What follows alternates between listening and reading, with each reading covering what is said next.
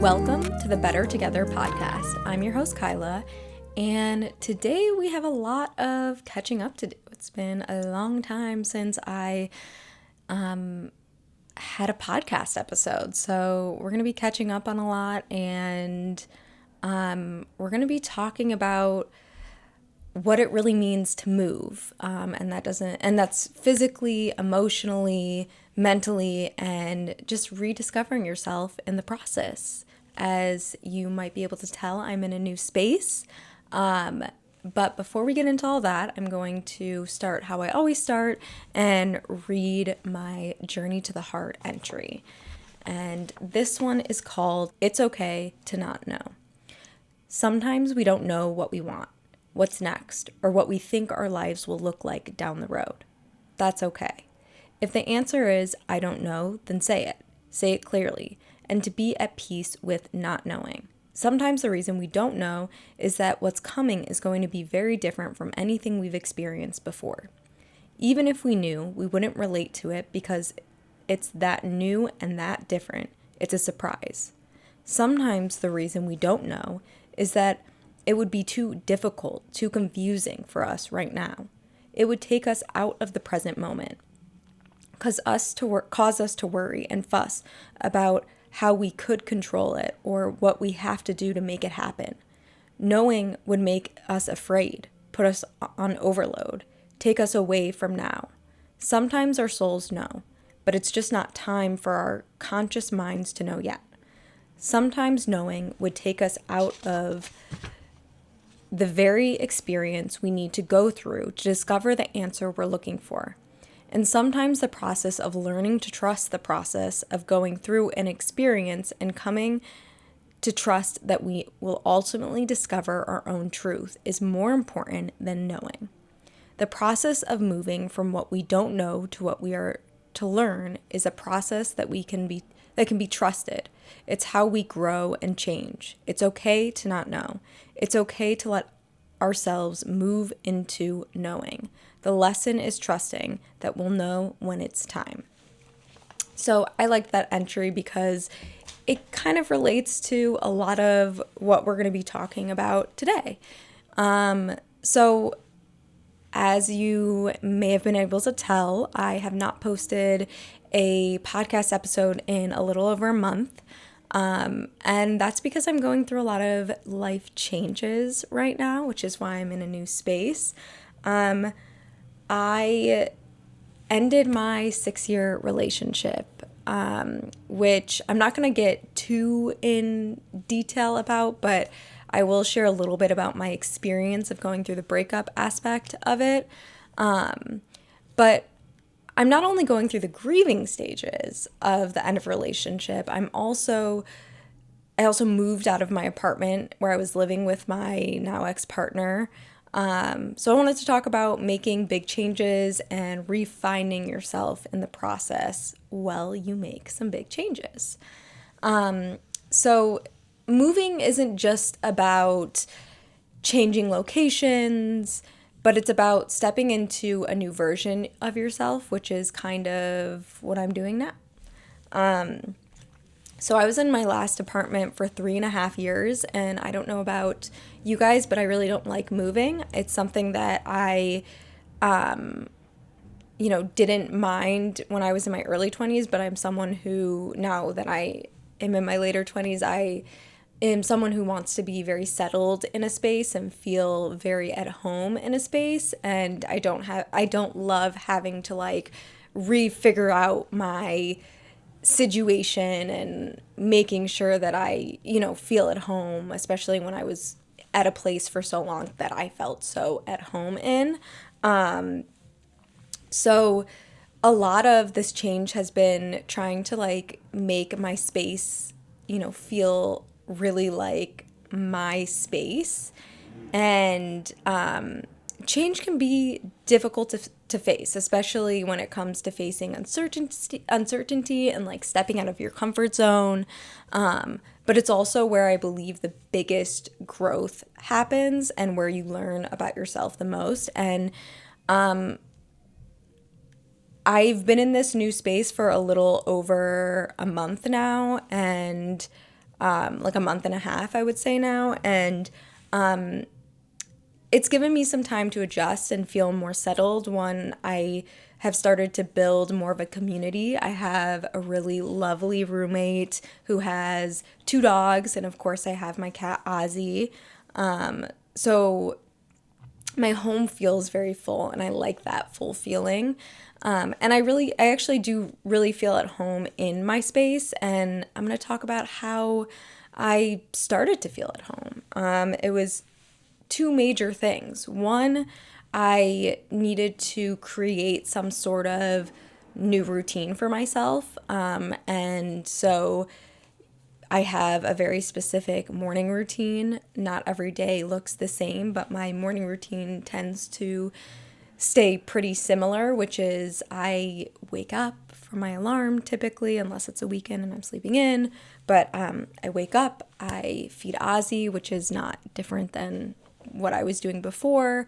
I make my bed, I get Ozzy some more water, I clean Ozzy's litter, I vacuum his area, I take a shower, get ready, do my skincare routine and makeup, and make some tea for myself, and sometimes I read a little bit, and I just have like this really nice kind of slow start to my morning.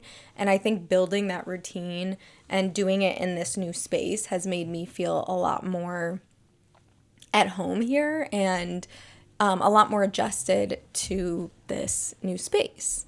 My mornings are very sacred. Like I said, like I said before, I have a very specific morning routine that I follow, and it's just it helps me kickstart my day and not feel so at moments like feel so lost or alone or sad while going through a major life change, breakup, whatever it may be.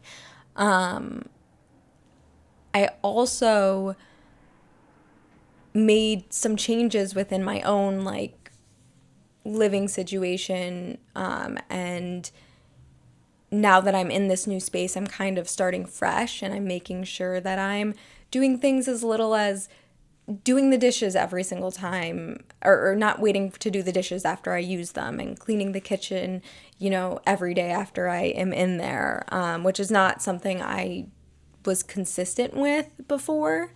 Say hello to Ozzy. He's laying in my bed. And those things seem very simple and like basic, but adding like those newer things to my routine and just having like that fresh start, I think is really important. Feeling like I have a fresh start has helped me really adjust to this new space and like my new life, basically, because I'm living very differently than I was before. Another really big thing is rediscovering the things that I really like. So before I moved into this space, I created this Pinterest board, and it was called My Home. And I started to just collect things like art and furniture and color schemes and things that like were aesthetically pleasing to me, because I wanted to start to think about how I was going to make my space feel like super homey and feel, nice and livable, and feel like I would feel like me, essentially. And I think creating that has made me feel more adjusted here and made me feel more at home. As you can see, the lighting is purple. I like this type of lighting. It makes me feel like homey and nice and cozy. My artwork is all set up in a very specific way, and just everything. I just wanted to create a space that felt really like me and really cozy and comfortable, so that I could feel like I was coming home every day after, feeling, I don't know, anybody who's experienced a lot of change really fast, it's not fun and it's not easy. So doing anything that can try and help with those changes is important. And that was a big one for me. Another thing I am doing is saying yes to hanging out with friends more and trying new experiences and new activities more. I feel like I'm honing in on relationships that I wasn't necessarily honing in on as much, and I'm widening my community and my circle of support, and that is just another really big thing is community has been a huge thing through this. I don't know what I would do if I didn't have the friends and the family that I have had to help me and support me through some really difficult times. So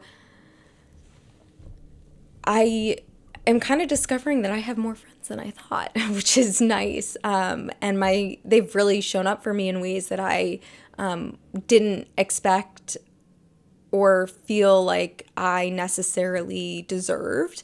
And I also think part of that is I'm in a place where I'm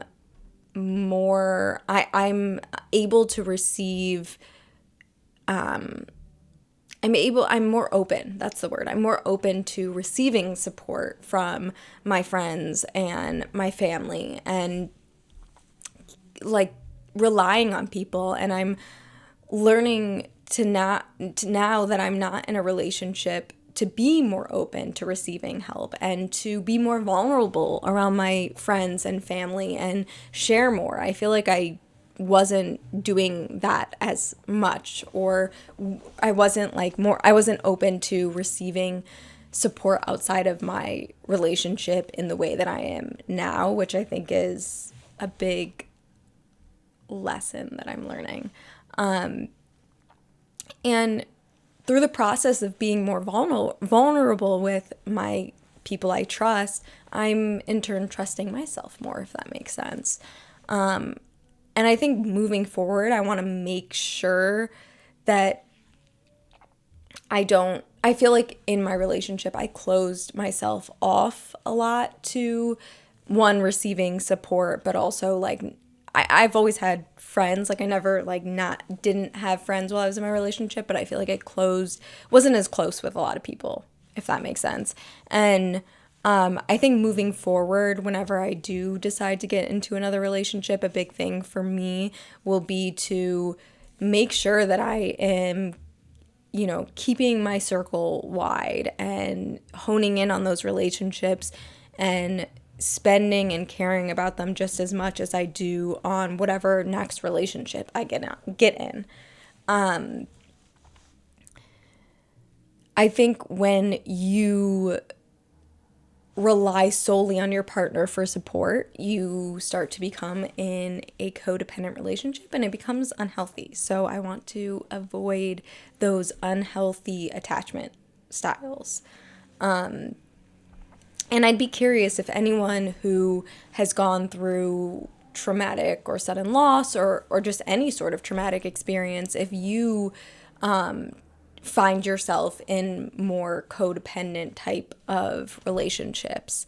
I think for me, I find that I attached myself to people very easily, and I think that's partially because I'm a pretty extroverted person and I get my energy from being around people, but I also think a lot of that has to do with losing people close to me and suddenly, and me trying to have some sort of semblance of control in a lot of ways. And it's difficult because obviously we don't have control over anything, but I think when you go through any sort of traumatic experience, you try to have that control even though it's not there and doesn't exist. So when I was in the process of looking for a new place and moving out, I had two goals in mind. One, I wanted to walk into a space and really feel the energy and vibe. I feel like when you are in someone's space, you can tell if the energy is good or if the energy is bad. And so for me, I really wanted to find a place that I could feel at home and comfortable, and it felt like a very good and positive, nice energy. And two, I wanted to find a roommate that I could get along with, but that I could also kind of be friends with. And it's not always easy to find that, and not everybody is as lucky. But in my case, I was very lucky, and I found both a very nice energy in this space that I'm in, and I found a really amazing roommate who I feel like we are friends, which is nice to have, especially when you're moving at any time, but like when you're getting out of a relationship and like you're now have to find a place to live with somebody that's not your partner, and you don't have like your own space anymore in that way. It's a weird adjustment, especially, yeah, it's a weird adjustment. But I also think that when you make decisions that are really difficult but necessary for yourself, things just start to flow, and things start to ultimately make more sense, and things happen and work out the way that they should, but maybe that you never imagined them to work out. And I think in the long run, it's about trusting your gut and your intuition, and having trust in the universe, even with the lack of control we do have. I think it's really easy to get stuck in what's comfortable, and when you know it, even when you know it's not the right thing, and that can be anything from a job, a living situation, or a relationship. And I think as humans, we naturally want to go towards whatever is comfortable. And I think we crave that comfortability. But I think it's the uncomfortable situations that push us into being our truest selves. And I think that is kind of what I'm starting to feel. Is I feel like I lost myself for a while, and I felt very, very stuck. And that stuckness became kind of a through line throughout all aspects of my life. It made me question my relationships. It made me question my job. It made me question whether I wanted to be in New York. And I kind of was just generally feeling lost in all those different aspects of my life, and not really knowing what I wanted. And I was trying to do this and trying to do that. And I was like, maybe this will help me. And then I was just having a lot of questioning in the back of my head of, am I doing what I really want to do with my life? And I ultimately think my mind and my body were telling me something that before I could like truly grasp it and understand it. And it took me a lot of time to work out all the questioning and in my head before being able to make a decision. And that decision was to end my 6-year relationship with someone that I imagined to spend the rest of my life with. So I also felt a lot of societal pressures to get married, to have kids, and just generally have my life figured out, whatever that means. And I felt this pressure deeply in a lot of ways. And in turn, I put pressure on my relationship to get these things done. And what I'm now trying to live by and learn is that we all have our own timelines. It's okay to not have it all figured out. And it doesn't matter what age you are. And it's extremely important to listen to your mind and your body when something isn't feeling right. And lastly, and maybe one of the biggest lessons that I'm learning, is just having more trust in the universe and the unknown, that things will be okay and ultimately work out as they're supposed to work out. We don't have control over anything, like I said previously. And I think that sometimes just allowing yourself to let go of that control can be the most freeing experience. And I think that's the biggest piece of advice I would give for this episode, is to allow yourself to let go of the control and kind of just be in the present moment. And I think the way that you do that is just to again, allow yourself to just let go of all the constant like back and forth thoughts in your head, and don't make I think for me, I make things like more difficult by like overthinking things and thinking I don't really know what I want, when in reality I do know what I want, and I feel it physically and in my gut, and not listening to those gut feelings as much led me astray, if that makes sense. So I think that letting go, what I'm doing now is letting go of that control and just allowing myself to try to live in the present moment and saying yes to more things, and just trying to generally be more positive and not have all this like societal pressure and things I was honestly like just putting on myself. And I think it took me a long time to just sit down and even record this episode, because I needed to kind of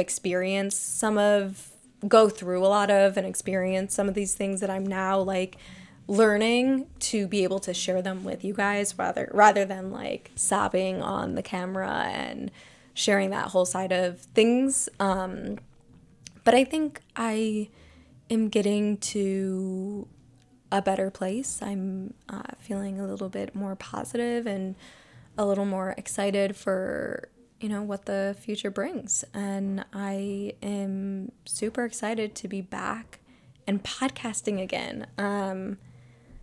So this episode is definitely going to be a little bit of a shorter one as I adjust to getting back into the swing of things, but welcome to season 2. This is season 2 of the podcast. I'm very excited about it. And I hope this episode was helpful for at least one of you guys. It feels really good to be back in podcasting. And I think I would love to know a time in your life that you made a major change. What did you learn from it? And ultimately, was it the best decision for you? And how do you guys let go of control? Thank you so much for tuning in. And please remember to rate, like, comment. It helps tremendously. Follow me on my personal Instagram, which is Kyla_Milberger. Follow me on the podcast Instagram, which is the_bettertogether_podcast. And send in your questions and comments and stories and whatever you want to share with me at thebettertogetherpod@gmail.com. And I will see you next Sunday. Bye.